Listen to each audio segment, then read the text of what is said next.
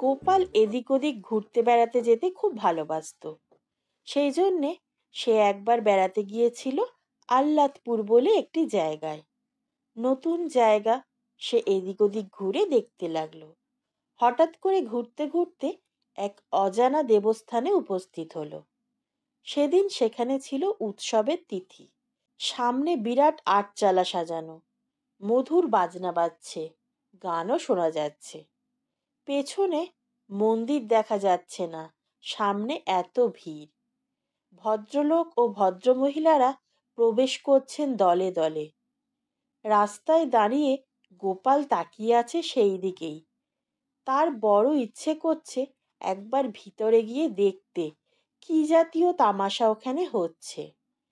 ধীরে ধীরে এগিয়ে গিয়ে সে দারোয়ানকে জিজ্ঞেস করল, এখানকার টিকিটের দাম কত ভাই? দারোয়ান বললে, সে কি, এখানে তো কোনো টিকিট লাগে না, বিনে পয়সার মেলা দেখা যায়। গোপাল তখন অবাক হয়ে গেল, সে যেন অকুলে কুল ফিরে পেল। এইভাবে ভ্রু নাচিয়ে বলে উঠল, তাই বলো, ভেট লাগে না বলেই এত ভিড়।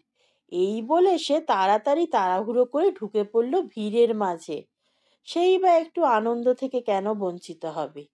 তাই আনন্দ পাওয়ার লোভে সেও সেই মেলার ভিড়ে যোগ দিল। এই ধরনের সুন্দর সুন্দর গল্প শোনার জন্যে এখনই আমার চ্যানেলটি সাবস্ক্রাইব করে নিন। আর গল্পটি কেমন লাগলো তা অবশ্যই কমেন্ট করে জানাবেন।